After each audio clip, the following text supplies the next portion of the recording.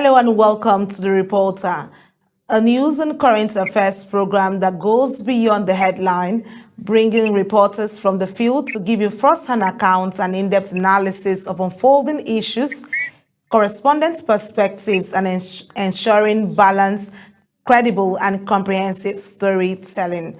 Welcome once again. I am Aniti Patrick. In line with the festivities, Nigerian Christians in Kano State have joined their counterparts across the world to commemorate this year's Christmas celebration, marking the birth of Jesus Christ. Global TV correspondent Idris Jibril reports that special church services were held featuring prayers for Nigerians' unity, peace, and peaceful coexistence among citizens. Let's take a listen. Christmas in Kano, Nigeria's center of Islamic learning and one of the country's most historic and culturally rich cities, presents the Christian community with a unique blend of faith and tradition. Across the state, churches organize special services and carol concert, drawing worshippers together in a joyful celebration of the season.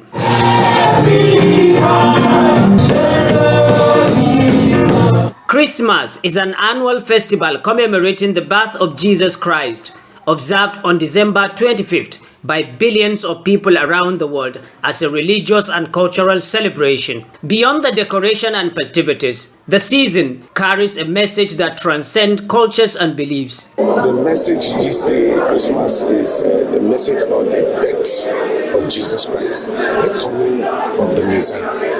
This day is the day that I've been choosing for all Christians to celebrate His coming. So we are excited, we are happy all over the world. And the birthday of Jesus Christ is one of the highly celebrated birthday in the world. We should respect our neighbors. We should treat them like human beings. Because we are created by God. We did not create ourselves. In fact, let me tell you, you did not choose your family. You did not choose where to be born. You did not choose your state. You did not choose your tribe. You just wake up and discover you are either Hausa or Fulani or Igbo or any other tribe. This is my message for our people in Nigeria and all over the world this Christmas. And I pray that God will grant us that peace. Yes. For many Christians in Kano, Christmas represents the story of divine hope entering the world through the birth of Jesus Christ.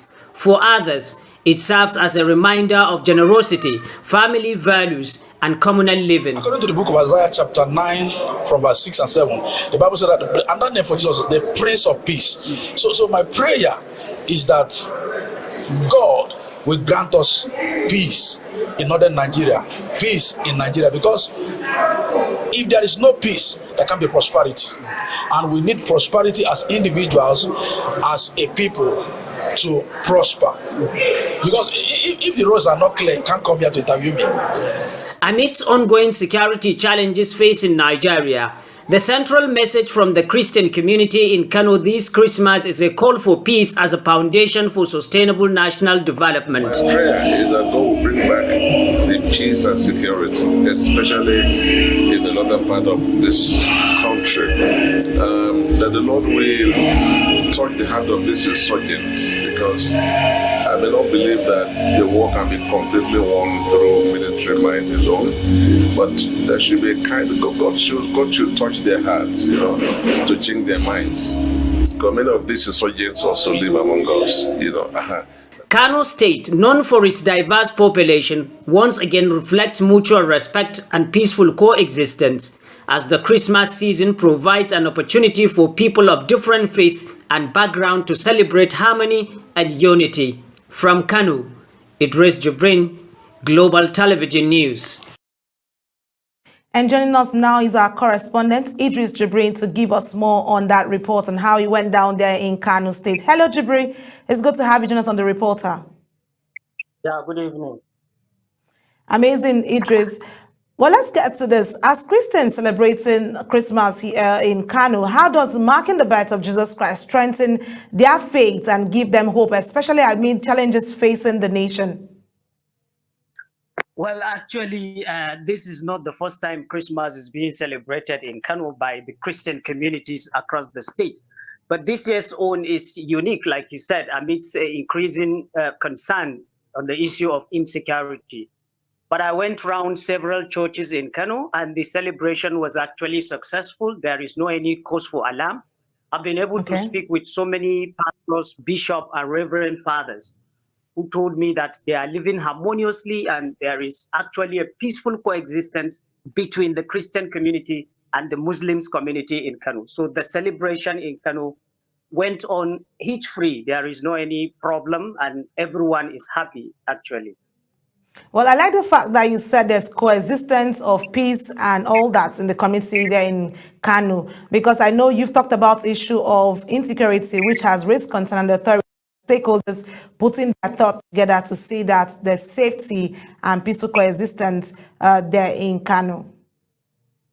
In fact, that is what most of the clergymen, the pastors are saying, that for several years they have been living peacefully with their Muslims counterpart in Kano, but then there is also the need to strengthen that relationship. Authorities should understand the needs of bringing in the Christian community and the Muslims community to sit down together, eat together, play together, so that at least they will continue to live in peace.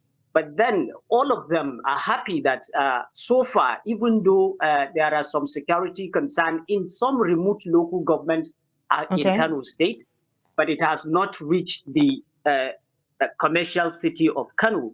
So they are happy, and they are calling authorities to intensify more efforts to ensure that the security concern does not escalate to the main city of Kano State. All right. Thank you so much, Idris, for bringing us up to speed. And we say compliments of the season as we celebrate this period.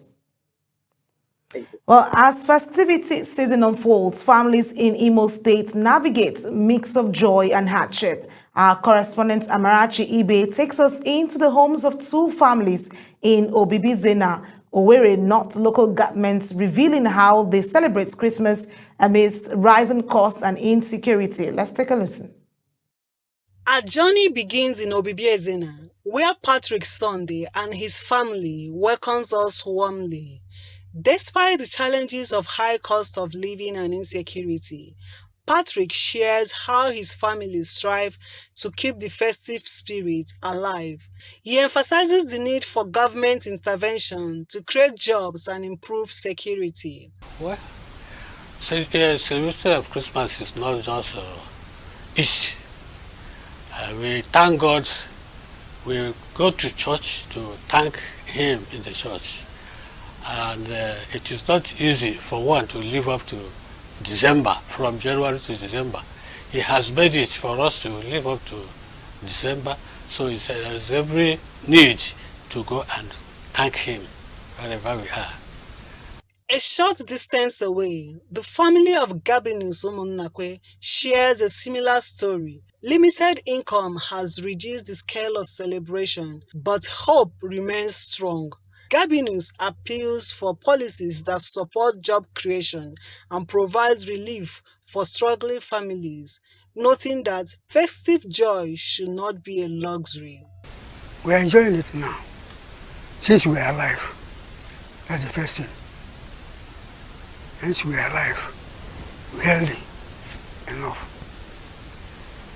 Let's look onto the poor masses, create jobs for the masses. My message to them is not about everybody should so his or her good according to our size. If you don't have a cup of curry, you learn from somebody who has. Help the person, or you borrow from the person. For these families, Christmas is no longer about abundance, but resilience. Their experiences reflect the broader reality facing many households and highlights the urgent need for economic stability and effective governance. From Owerri, Amarachi Ibe, reporting for Global TV News.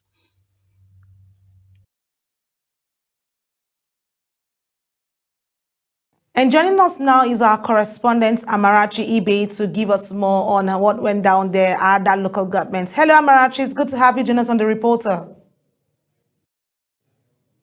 Hello, Amarachi, can you hear me?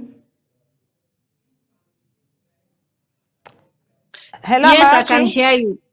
Okay, I can amazing. It's hear good to you. have you join us on The Reporter. Well, you did that story. How are the rising living costs and insecurity reshaping the meaning and celebration of Christmas for families in Imo State and there where you reported from? Okay, I went to Obibiezena, a community in Owerri North local government area. So I visited two families, and from what I saw firsthand from the families I visited, one, they were elderly family, which means they have seen it all. Then they went through to narrate to me how far they have gone with Christmas and now at their age, what they have seen. But in all, first and foremost, in all, the summary of all what they say, hence there is life, every other thing follow. They thank God for life. At least they are able to see the light of the day. Like Mr. Gabinus, the second man on the, he says he's above 70, and then he give God all the praise. If you can look at the background and where he is, you know that he's a man of contention. He has nothing to worry about whether he has or he has not. But the no preferences they gave was that the hardship they are experiencing, unlike other previous Christmas, although things are getting better now, but still they still need more things to be done in the country so that everybody, they have the view that everybody, not some people, everybody should be able to celebrate Christmas with whatever they have and not like some have and some don't have. Right. Thank you so much, Amarachi, for bringing us up to speed. Please stay safe and enjoy the festive season. You too. All right. Meanwhile, every year, December 26 arrives quietly just after the excitement of Christmas Day. It is called Boxing Day. While the day is often known for sports, sales, or leftovers, its meaning goes much deeper. Sadia Yakubu brings us the details.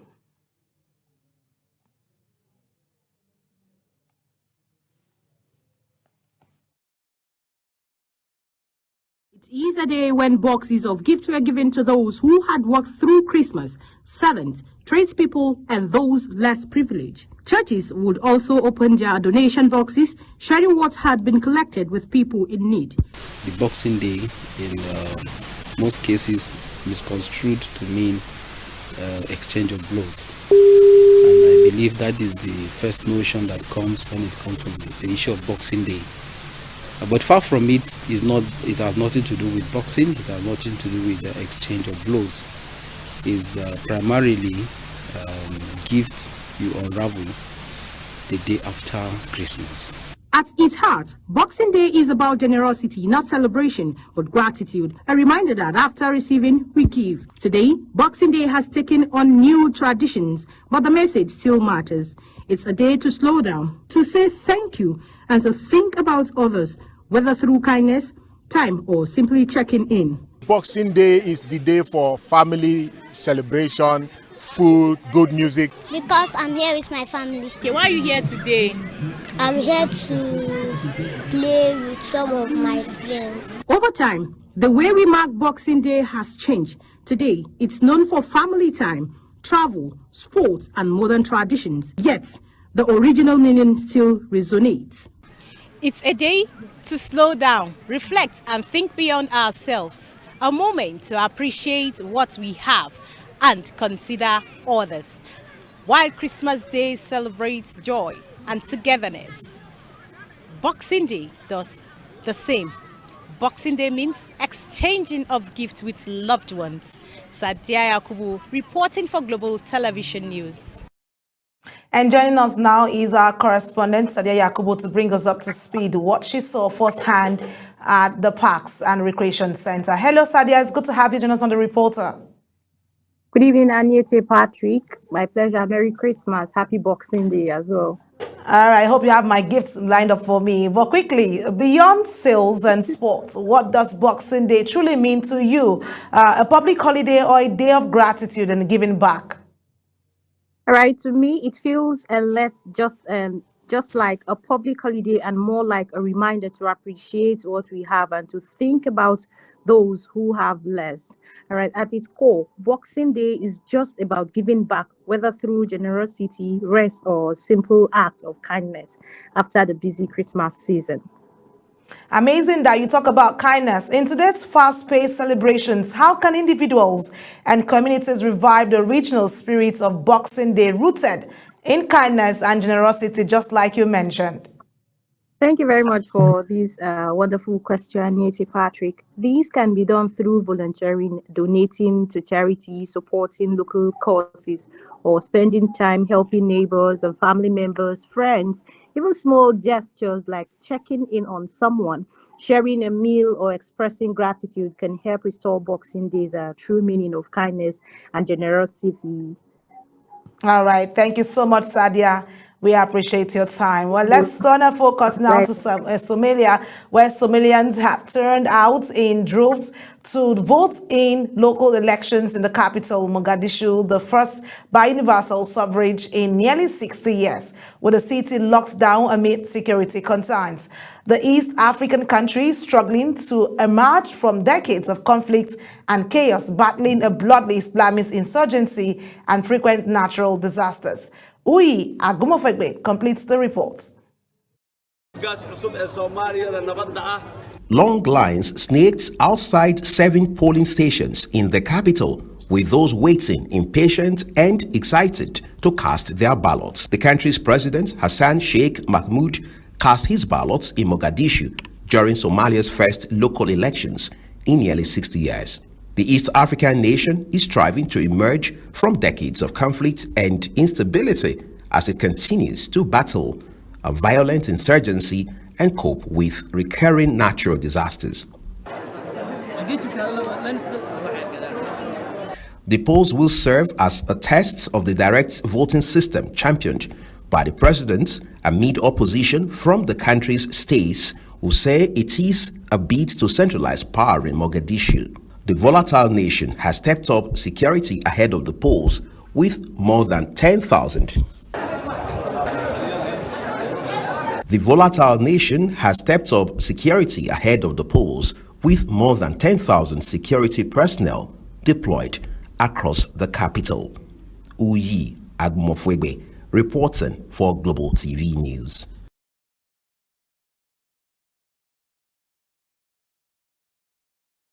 And that's it from Somalia. And joining me right now in the studio is Uyi Agumofegbe to bring us up to speed what's happening away from the Christmas celebration. Uyi, it's good to have you join us. It's my delight always, Aniete. I look Christmas. Don't mind me, I'm just kidding. Right. Well, why are Somalians' local elections in Mogadishu being described as historic, coming nearly 60 years after the last vote by universal suffrage? The last time that country had what is called election, the real sense of the word, or like we know it in Nigeria, was in 1969. So that's been 58 years. So this is a milestone, and like the president said, it is a new chapter in the history of the country.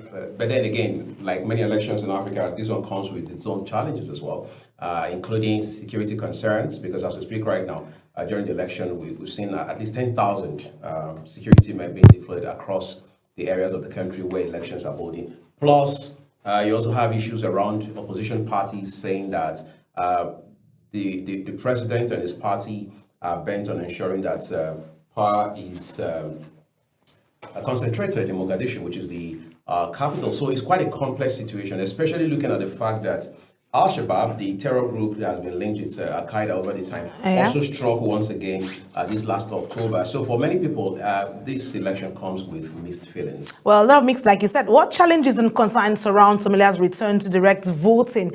Despite heavy security, because I see security deployments and I see the public turnout. Despite all of that, they still came out in mass to ensure that this process was seamless. I think, again, it highlights quite a number of factors or elements, if you like. One of them is the fact that Somalia now is showing to not just Africa but the world that it wants to be democratic once again, even though that is grinding really slow. But then this looks like a tiny light in a very dark room for Somalia right now. But again, it's going to have to fight many battles across many fronts. First of all, like I highlighted a while ago, there's the security concern. Al-Shabaab, I mean, look at the history. They've hit that country severally. They've even extended their attacks to places like Kenya, for example. So for not just Mogadishu, but for Somalia generally, there's going to be a lot of re-engineering, so to speak, to be done politically, economically, and socially. But then there's some sort of relief that comes with this electoral process, which is the fact that the turnout, for whatever it's worth, has been deemed largely impressive. And many Somalians, home and abroad, believe that is a sign of better things to come for them. All right, I hope it gets to better things to come for them, because that's what it should look like for any nation at this point in time. Thank you so much, Oyi, for being a part of the program. Well, that's the size of it of the program today on Global TV. That's the reporter. Thank you for being a part of the program. We hope you're having an amazing time as you celebrate the festive season. A quick reminder that Global Television is on DSTV channel 365 and Star Times channel 276. To stay connected, kindly follow us across all our social media platforms showing on your screen using @Global TV NG. Until we come your way the next time, I am Anieti Patrick. Once again, compliments of the season.